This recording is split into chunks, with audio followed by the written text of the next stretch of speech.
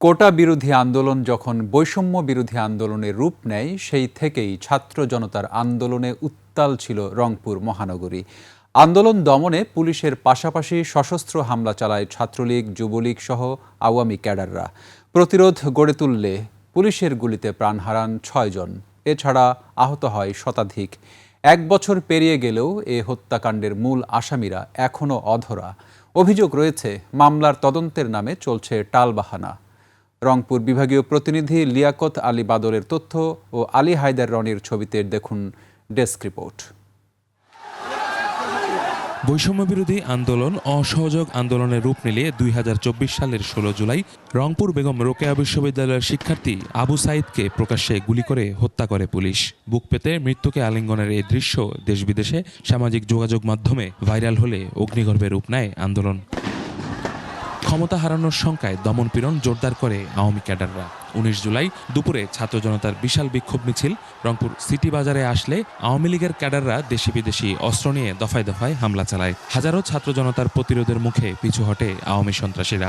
তাদের রক্ষায় পুলিশ এলোপাতারি গুলি চালায়। এতে ব্যবসায়ী মেরাজুল ও সাজ্জাদ, দোকান কর্মচারী মোসলেম উদ্দিন, অটোচালক মানিক, শিক্ষার্থী আব্দুল্লাল তাহির ও স্থানীয় যুবক মাহমুদুল হাসান মুন্না গুলিবিদ্ধ হয়ে মারা যান। আহত হয় অর্ধশতাধিক ছাত্র জনতা। ঘটনার পর ২৫ জুলাই আওয়ামী স্বরাষ্ট্রমন্ত্রী আসাদুজ্জামান খান রংপুরে এসে আন্দোলনকারীদের প্রতিহতের ঘোষণা দেন। আপনাদের সবারই সহযোগিতা চাই, আমরা সবাই মিলে এদেরকে প্রতিহত করব। পরে ৫ আগস্ট কোতোয়ালি থানায় ৬টি হত্যা মামলা করে নিহতের স্বজনরা।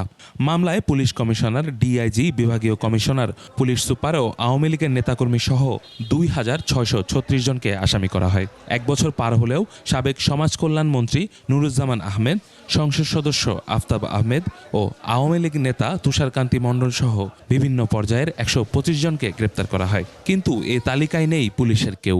তাদের তো কোনো বিচার বা কোনো কিছুই হচ্ছে না। ওই যে মামলা করা হয়েছে পর্যন্ত এখন ওই রকমই আছে। শুনছি অনেকের মামলা উঠায়ও নিছে। এ বিষয়ে সিআইডি পুলিশ সুপারও দিতে পারেননি কোনো সদুত্তর। কোতোয়ালি থানার 4টি মামলা রংপুর সিআইডিতে তদন্তাধীন আছে। আমরা তদন্ত শেষ করে পুলিশ প্রতিবেদন আমরা জমা দেব। এদিকে এ মামলা নিয়ে বাণিজ্য চলছে বলে অভিযোগ করে বৈষম্য বিরোধী ছাত্র আন্দোলন। সেই সাথে আন্দোলনের নামে পুলিশের টালবাহানায় মামলাগুলোর ভবিষ্যৎ অনিশ্চিত হয়ে পড়েছে বলে অভিযোগ আইনজীবীদের। কোনো বাদী যদি মামলা করে সেই মামলায় প্রায় 80% ভুয়া নাম ছিল এবং সেই ভুয়া নামগুলোতে বাণিজ্য অর্থ যে কেলেঙ্কারি সেটা কিন্তু করা হয়েছে। এই মামলার যারা বাদী আর্থিক ফায়দার বিনিময়ে ম্যানেজ করে তাদেরকে কনভিন্স করে এফিডেভিট করাই নেওয়া হয়েছে। জুলাই আন্দোলনে নিহতদের মামলা বাণিজ্য বন্ধ সহ প্রকৃত অপরাধীদের দ্রুত বিচারের দাবি স্বজন ও সাধারণ মানুষদের। ইউসুফ হাসান নাইম, ২১ টেলিভিশন।